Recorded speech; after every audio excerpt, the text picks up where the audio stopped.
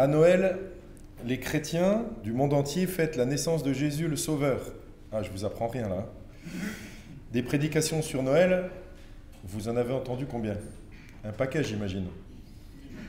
Certains, 2, 3, d'autres peut-être 10, d'autres, ça commence à faire plus de 30, 40, voire 50. Et même des fois, vous en avez plusieurs par année. Donc ça commence à faire beaucoup. Alors, que vous apprendre de neuf? Vous connaissez certainement tous, de toute façon, l'histoire de la naissance de Jésus. Mais en écoutant à nouveau cette histoire, serez-vous encore étonnés? Serez-vous encore dans la joie et avec l'envie de louer Dieu pour ce qu'il a fait? Parce que c'est bien ce qui s'est produit le jour où Jésus est né. Il y a eu beaucoup de joie, beaucoup d'étonnement et beaucoup de louanges à Dieu. Alors je vous propose de relire cette histoire, en tout cas une de ces histoires, puisque dans les évangiles, il y a plusieurs récits qui nous sont racontés, particulièrement dans l'évangile de Matthieu et dans l'évangile de Luc. Eh bien, aujourd'hui, on va lire ce qui s'est passé dans l'évangile de Luc. Donc, on va parler aujourd'hui des bergers, quand ils ont rencontré Jésus. Et je vais vous parler aussi aujourd'hui de Jésus avant sa naissance. Donc, je vais comparer en fait deux moments de la vie de Jésus, sa naissance et puis bien avant sa naissance. Et puis, le 26 décembre, lors du culte qui ne sera pas en présentiel mais qui sera que sur YouTube, je vais vous parler de l'autre texte des évangiles qui parle de la naissance de Jésus. Il s'agit de Matthieu, l'évangile de Matthieu. Et là, on parlera des mages. Attention, donc pas les rois mages, hein, comme on entend souvent, les rois mages. Voilà. Non, c'est les mages. Et le nouveau-né. Et puis, je vous parlerai aussi de Jésus après l'ascension. Alors, tout dépend si vous préférez, par exemple, si vous aviez une machine pour changer de temps, vous préféreriez aller dans le passé ou dans le futur? Difficile, hein? Dans le passé, on pourrait voir par exemple nos parents, on pourrait voir, je sais pas moi, le Moyen-Âge, on pourrait voir Vercingétorix ou je sais pas où vous voudriez aller. Et dans le futur, on ne connaît pas, alors il y a la surprise. Bon, ben là, aujourd'hui, c'est le passé, enfin le présent et le passé, et puis la prochaine fois, ça sera le futur. Donc, aujourd'hui, nous lisons ensemble dans l'évangile de Luc au chapitre 2.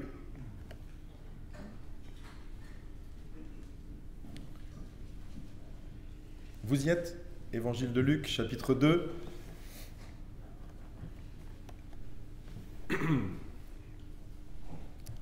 À cette époque-là, parut un édit de l'empereur Auguste qui ordonnait le recensement de tout l'Empire. Ce premier recensement eut lieu pendant que Quirinus était gouverneur de Syrie. Tous allaient se faire inscrire, chacun dans sa ville d'origine. Joseph aussi monta de la Galilée, de la ville de Nazareth, pour se rendre en Judée, dans la ville de David, appelée Bethléem, parce qu'il était de la famille et de la lignée de David. Il y alla pour se faire inscrire avec sa femme Marie, qui était enceinte. Pendant qu'ils étaient là, le moment où Marie devait accoucher arriva, et elle mit au monde son fils premier-né. Elle l'enveloppa de lange et le coucha dans une mangeoire, parce qu'il n'y avait pas de place pour eux dans la salle des hôtes. Il y avait dans la même région des bergers qui passaient la nuit dans les champs pour y garder leurs troupeaux. Un ange du Seigneur leur apparut et la gloire du Seigneur resplendit autour d'eux. Ils furent saisis d'une grande frayeur. Mais l'ange leur dit : « N'ayez pas peur, car je vous annonce une bonne nouvelle qui sera une source de grande joie pour tout le peuple. Aujourd'hui, dans la ville de David, il vous est né un sauveur qui est le Messie, le Seigneur. Voici à quel signe vous le reconnaîtrez, vous trouverez un nouveau-né enveloppé de lange et couché dans une mangeoire. » Et tout à coup, une foule d'anges de l'armée céleste se joignit à l'ange.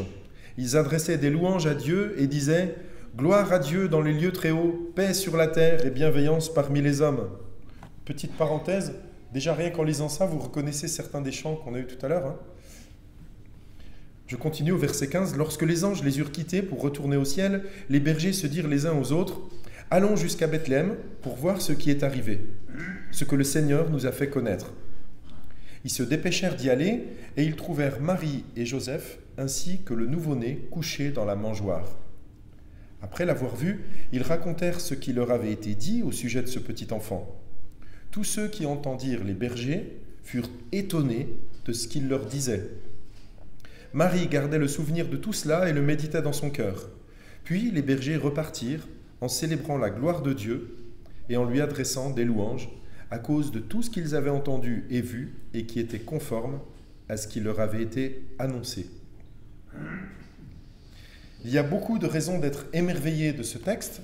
En tout cas, les gens étaient émerveillés à cette époque. Et une des raisons pour nous d'être émerveillés, par exemple, c'est de voir que Jésus est né à Bethléem. Les parents de Jésus, Marie et Joseph, souvent les gens se trompent quand on pose la question « Où est né Jésus ? Où il a vécu ? Où il est mort ?» On se trompe des fois entre Nazareth, Bethléem, Jérusalem. Les parents de Jésus, Marie et Joseph, habitaient, on nous dit, à Nazareth, en Galilée. C'est au nord d'Israël. C'est là où Jésus a grandi. Quand on dit Jésus, d'ailleurs on dit souvent Jésus de Nazareth. Mais il n'est pas né là-bas à cause d'un recensement.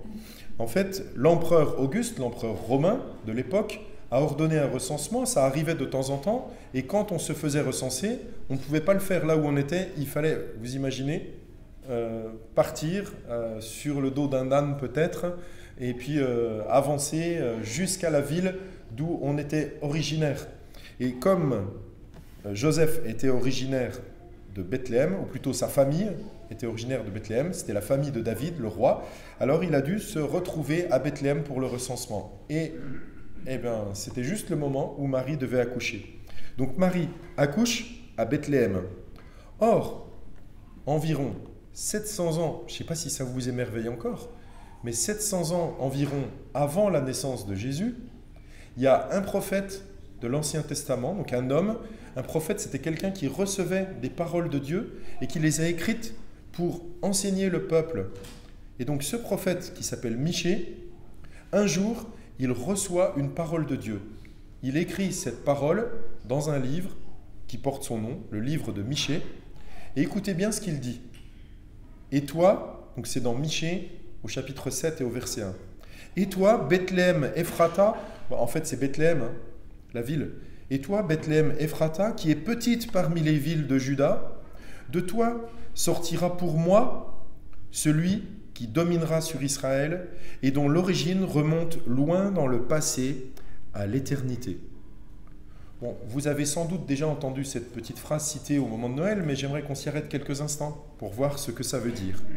Bethléem était une petite ville à 10 km au sud de Jérusalem, loin d'être la ville idéale pour une naissance d'un roi. Si nous, on avait choisi la naissance d'un roi, si on était juif, on aurait choisi quelle ville ? Jérusalem. Et peut-être on aurait même choisi dans le temple, comme ça, c'était vraiment tout bon, quoi.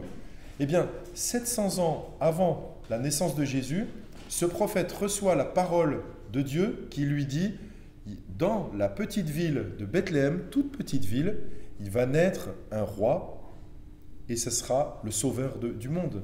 En fait, voilà ce qu'il lui dit. Il lui dit, de toi, donc de Bethléem, sortira pour moi, donc c'est Dieu qui parle, pour moi, dans cette ville, il sortira celui qui dominera sur Israël. Donc la domination, c'est bien, on peut imaginer le roi, en tout cas quelqu'un qui va régner. La domination, et écoutez bien la suite, dont l'origine de ce gars-là, en fait, qui dominera sur Israël, dont l'origine remonte loin dans le passé à l'éternité. Alors, imaginez, vous êtes au moment de Michée, Michée reçoit comme parole ça, là, il l'écrit, mais en même temps qu'il l'écrit, il doit se dire, waouh, c'est qui celui que je suis en train d'annoncer ? Parce que Dieu m'a dit d'écrire ça, ok, mais ça veut dire que plus tard, alors lui, il ne sait pas que c'est dans 700 ans, il sait que plus tard, voilà ce qui va se passer. Il y a quelqu'un qui va naître à Bethléem. Alors bien sûr, il devait connaître Bethléem, c'est une ville d'Israël. Mais il sait que dans cette petite ville-là, un jour, quelqu'un viendra et sortira. Donc ça veut dire, il va être de cette ville-là, ou il va naître là. Et ce quelqu'un-là va dominer sur Israël. Et en plus, il annonce, cette personne-là qui dominera, ses origines remontent à loin, loin dans le passé et même à l'éternité. Mais l'éternité, c'est qui est éternel en fait ? Déjà dans l'Ancien Testament, ils avaient la connaissance que Dieu est éternel, qui n'a pas... Alors ça nous dépasse. Hein. Franchement, si on se met à y penser, si on en parlait pendant 1 heure ensemble, on pourrait faire un apéro à discuter de l'éternité. Je ne sais pas si ça vous arrive, discuter de l'éternité de Dieu, des questions là. On peut se dire, mais éternel, ça veut dire il n'y a pas de commencement, mais ça fait presque mal à la tête. Mais en fait, il dit, voilà, il est éternel. Donc il n'est pas encore né, mais il est éternel. Bizarre quand même. Hein. Donc il est où? Bon, on va voir ça un peu plus tard. Eh bien, Joseph et Marie auraient pu avoir leur bébé à Nazareth. Et la prophétie, elle ne se serait pas accomplie. Et puis l'empereur Auguste demande un recensement à ce moment-là. C'est lui qui décide, c'est le moment. Est-ce qu'il s'est renseigné pour savoir s'il y avait un bébé qui allait naître et puis qu'il fallait absolument... Non, lui il a ordonné, c'était comme ça. Comme quoi, vous voyez, les circonstances peuvent être conduites par Dieu pour que les choses s'accomplissent comme c'est prévu. Donc cet enfant naît à Bethléem. Quand aujourd'hui, il y a des gens qui ont un bébé il n'y a pas longtemps là, quand un bébé est né, en général, moi je me rappelle de la petite qui est là-bas. Dans la journée, j'étais en train de me promener avec Cathy dans le bois de Vincennes et j'ai eu une photo et un SMS. Et donc dans la journée, je savais, ça y est, elle est arrivée. Merci, hein, c'était un honneur. Et on est honoré en général quand on reçoit une photo, une petite lettre où on nous dit voilà, un petit message, le bébé est né. Ça fait super plaisir. Mais à qui faire plaisir pour la naissance de Jésus? Imaginez, Marie et Joseph sont dans une ville loin de chez eux. Ils sont, on l'a entendu, alors on nous dit dans une crèche, bon, en tout cas souvent on nous montre des ânes et des bœufs et tout ça, mais dans la Bible on ne nous parle pas de ça. Hein. On nous dit simplement qu'il n'y avait pas de place pour eux quelque part et puis ils sont retrouvés là et puis ils sont sans doute un peu tout seuls. Il y a peut-être des gens aux alentours dans le village, mais en tout cas ils n'ont pas l'air accompagnés de la famille. Alors qui prévenir? Nous on aurait prévenu tout le monde déjà, mais pour l'époque, qui prévenir? Qui va être au courant en premier de cette nouvelle? Quelqu'un d'important?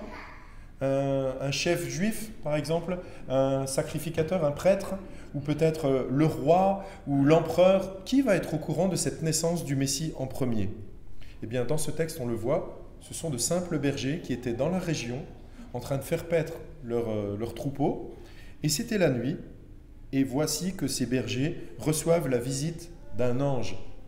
Et l'ange leur dit, n'ayez pas peur. Heureusement qu'il leur a dit ça parce qu'ils ont été terrorisés en fait. Imaginez, c'est la nuit, il y a un ange qui apparaît, ça devait être vraiment très étonnant pour eux. Voici ce qu'il leur dit, n'ayez pas peur, car je vous annonce une bonne nouvelle qui sera une source de grande joie pour tout le peuple. Aujourd'hui, dans la ville de David, il vous est né un sauveur qui est le Messie, le Seigneur. Voici à quel signe vous le reconnaîtrez. Vous trouverez un nouveau-né enveloppé de langes et couché dans une mangeoire. Ouais. Donc le Messie, le Sauveur, le Seigneur, et le signe pour le reconnaître, c'est qu'il sera couché dans une mangeoire et enveloppé de langes. Mais heureusement que l'ange l'a dit, parce que sinon, en voyant ce bébé, peut-être qu'ils auraient eu des doutes quand même. Normalement, ils auraient peut-être imaginé que c'était quelqu'un avec un peu plus de faste. Donc, juste après ça, les bergers ont cette parole et il y a d'autres anges qui arrivent et qui se mettent à louer Dieu. Alors, ils ont vu, eux, pour de bon, cette chorale d'anges qui chantent, qui louent Dieu. Ensuite, les bergers vont à Bethléem et ils trouvent Marie et Joseph, puisqu'ils n'étaient pas loin, ils les trouvent et c'est exactement comme il leur avait été dit. Le bébé est dans la mangeoire, enveloppé de langes. Donc, que font-ils? Eh bien, ils vont dire à Marie et Joseph, il nous est arrivé un truc incroyable. Si on est venu ici, c'est parce qu'on a été prévenu par un ange. Marie et Joseph, à votre avis, ça les surprend qu'un ange soit dans la partie ou pas? Est-ce qu'ils ont eux aussi vu des anges déjà ou pas? Oui. Rappelez-vous, Marie, elle a vu l'ange Gabriel qui lui avait dit qu'elle serait enceinte. Elle n'était pas encore enceinte, il lui a dit qu'elle va être enceinte. Elle a dit, mais comment c'est possible? Et l'ange lui a expliqué. Joseph, lui, a déjà aussi eu un ange qui lui a parlé dans un songe. En fait, pendant la nuit, il rêvait, puis un ange lui a parlé. Donc, déjà, tous les deux sont préparés à ce fils-là qui va naître, c'est quelqu'un d'exceptionnel. Donc, quand des bergers viennent et leur disent, voilà, ce qui s'est passé, on nous a expliqué, c'est un ange qui nous l'a dit, c'est comme ça qu'on vous a trouvé, eh bien, ils ne sont pas si surpris que ça, sans doute. Donc, il raconte tout ce qui leur a été dit, et les gens furent étonnés de ce qu'il leur disait. Marie, elle, gardait le souvenir de tout cela et le méditait dans son cœur. Puis les bergers repartirent en célébrant la gloire de Dieu et en lui adressant, des louanges. À cause de tout ce qu'ils avaient entendu et vu et qui était conforme à ce qui leur avait été annoncé. Eux aussi maintenant sont dans l'étonnement, l'admiration et la louange. Nous aussi, nous devrions, ou nous pouvons être dans l'étonnement parce que nous avons appris ces choses-là. Alors c'est sûr que si on l'entend tout le temps, peut-être après on perd un peu de cet étonnement, de cette louange, mais c'est ce à quoi nous sommes étonnés. Jésus n'est qu'un bébé et pourtant il suscite l'étonnement et la louange. Il est bien le Messie, le Sauveur du monde qui était promis. Maintenant, ça va être plus à nous d'être étonnés. Alors peut-être pas pour tout le monde, parce que ceux qui connaissent très bien la Bible vont savoir de quoi je parle, mais peut-être certains parmi vous vont découvrir quelque chose, j'espère, et être étonnés. Est-ce que vous avez déjà entendu que Jésus existait avant d'être né? Oui. Avant de naître à Bethléem, donc avant d'être un bébé, Jésus existait déjà. Bon, vous trouverez toujours des gens, des amis à vous, des collègues et tout ça, qui vont vous dire qu'avant de naître, ils ont été réincarnés plein de fois et que par exemple, moi j'avais une cousine qui m'a dit qu'elle était une reine égyptienne ou je sais pas quoi, bon. Et puis elle me disait, toi tu devrais réfléchir pour voir qui tu étais et tout ça. Je sais pas, moi avant d'être né, j'existais pas. Par contre, Jésus, lui, existait avant d'être né.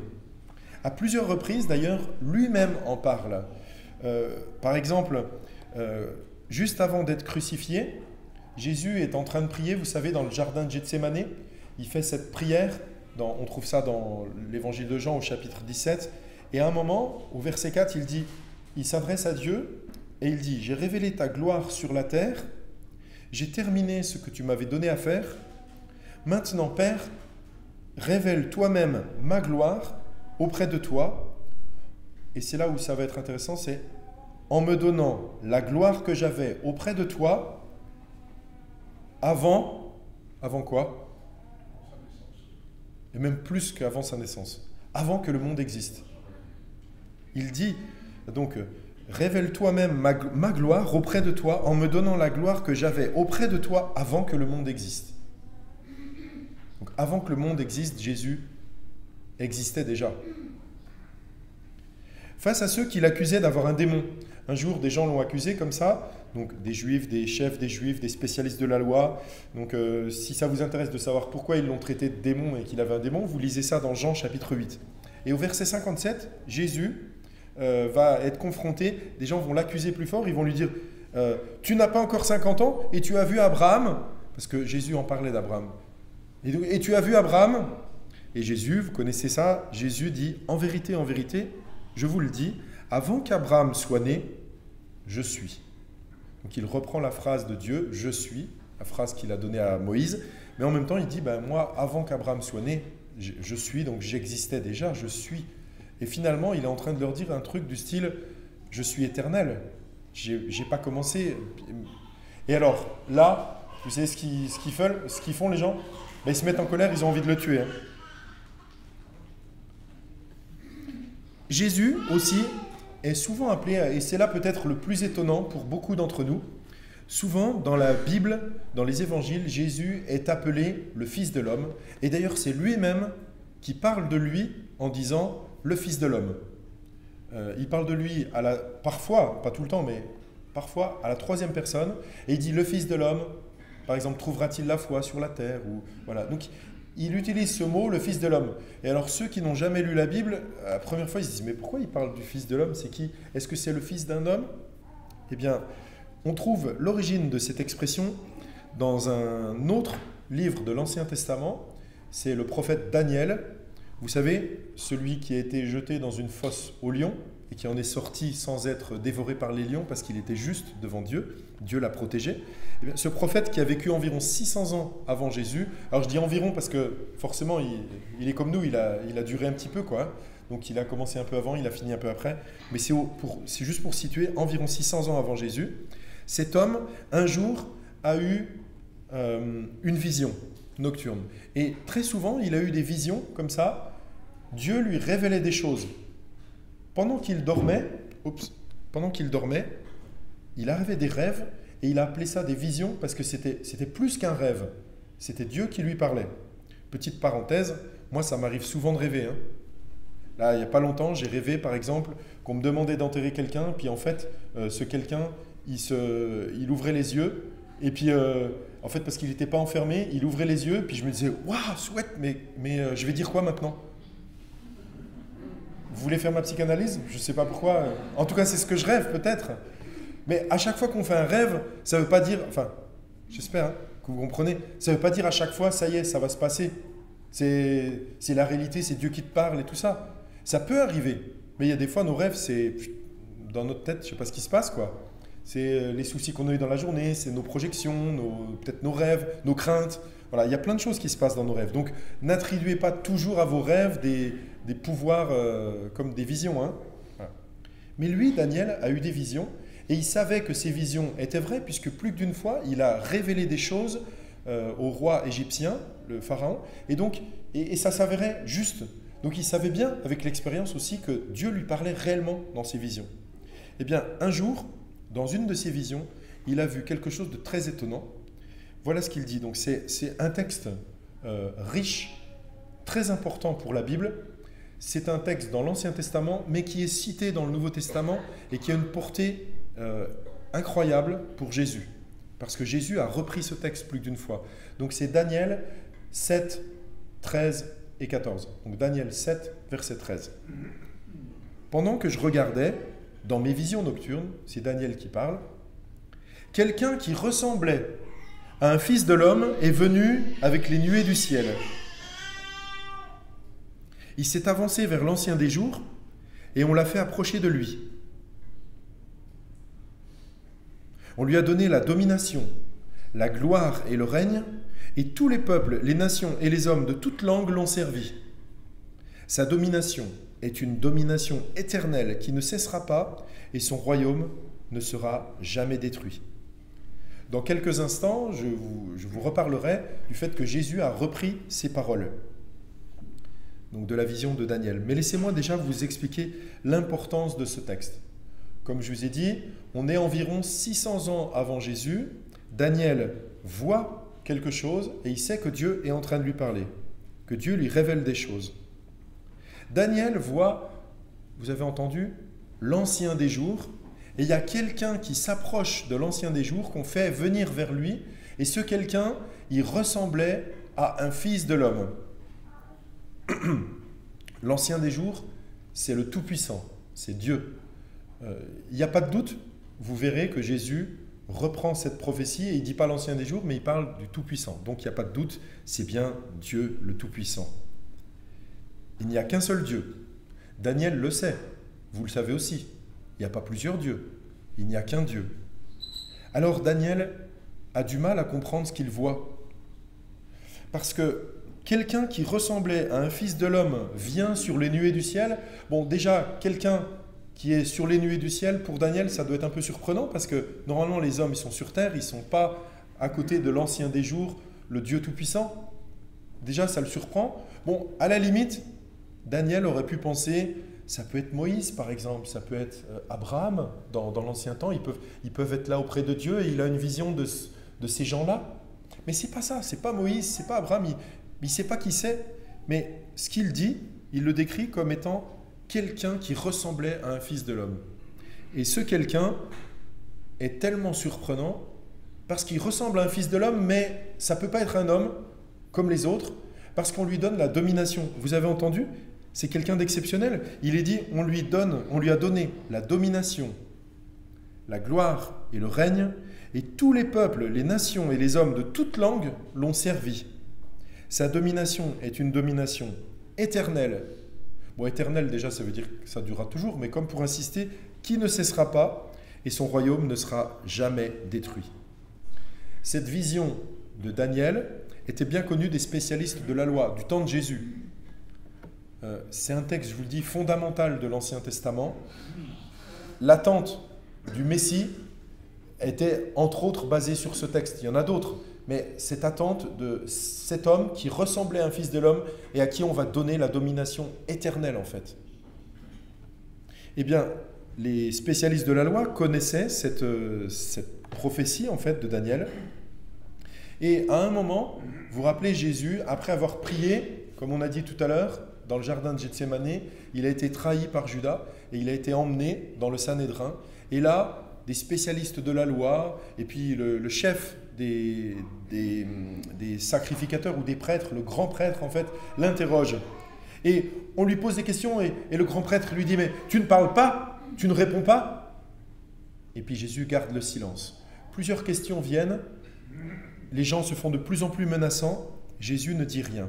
Et à ce moment-là, donc on est dans Matthieu 26, le grand prêtre prit la parole et lui dit, donc à Jésus, « Je t'adjure par le Dieu vivant de nous dire si tu es le Messie, le Fils de Dieu. » Jésus lui répondit, « Tu le dis. De plus, je vous le déclare, vous verrez désormais le Fils de l'homme assis à la droite du Tout-Puissant et venant sur les nuées du ciel. » Vous avez reconnu Daniel 7 ? Un fils, quelqu'un qui ressemblait à un fils de l'homme, qui s'approche sur les nuées du ciel et qui vient vers l'ancien des jours, à qui on a donné la domination éternelle, que tous les peuples, toutes langues l'ont servi. Et Jésus dit, oui, je suis le Messie. Et il insiste et il dit, vous verrez désormais le Fils de l'homme, pas quelqu'un qui ressemble à un fils de l'homme, le Fils de l'homme, assis à la droite du Tout-Puissant.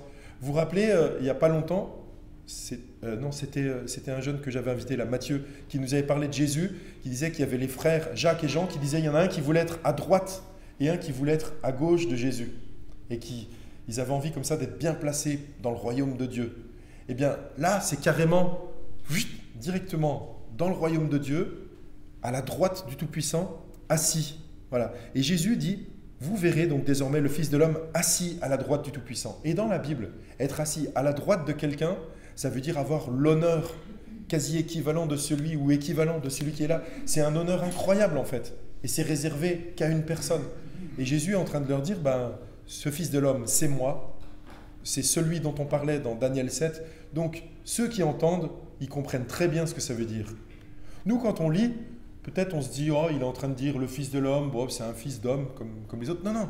Jésus est en train, ici, de s'authentifier, de se déclarer comme étant celui de Daniel 7 à qui on a donné toute autorité pour un règne éternel. Donc, ça veut dire qu'en fait, Jésus est éternel lui-même et qu'il a toute autorité.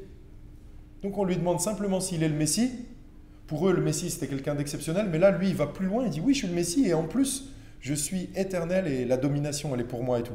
Alors là, le grand prêtre déchira ses vêtements en disant, il a blasphémé, qu'avons-nous encore besoin de témoins? Vous venez d'entendre son blasphème, qu'en pensez-vous? Ils répondirent, il mérite la mort. Pourquoi ils veulent tous le mettre à mort? Parce que justement, ils ont compris qu'il s'est déclaré Messie, et en tant que Messie aussi, il s'est déclaré même Dieu tout-puissant, avec l'autorité suprême. La prochaine fois que vous verrez un petit Jésus dans une crèche, j'espère que vous vous souviendrez que ce petit Jésus dans la crèche, qu'on voit des fois, oh, comme il est mignon, regarde, le petit Jésus, que vous vous souveniez en fait que ce petit Jésus-là, il existait bien avant d'être né en tant que Jésus, avant d'être incarné, d'avoir pris un corps de chair, il existait déjà. C'est ce Fils de l'homme qui était venu vers les nuées, sur les nuées du ciel pour s'approcher du trône de Dieu. En fait, ce petit Jésus-là est venu sur terre, il a vécu, il est mort, il est ressuscité, on le sait, c'est ce qu'on célèbre à Pâques. Il est retourné dans la gloire de son Père et un jour, il reviendra. D'ailleurs, quand il est question de son retour, je ne sais pas si vous avez remarqué, ça arrive que Jésus parle du retour du Fils de l'homme.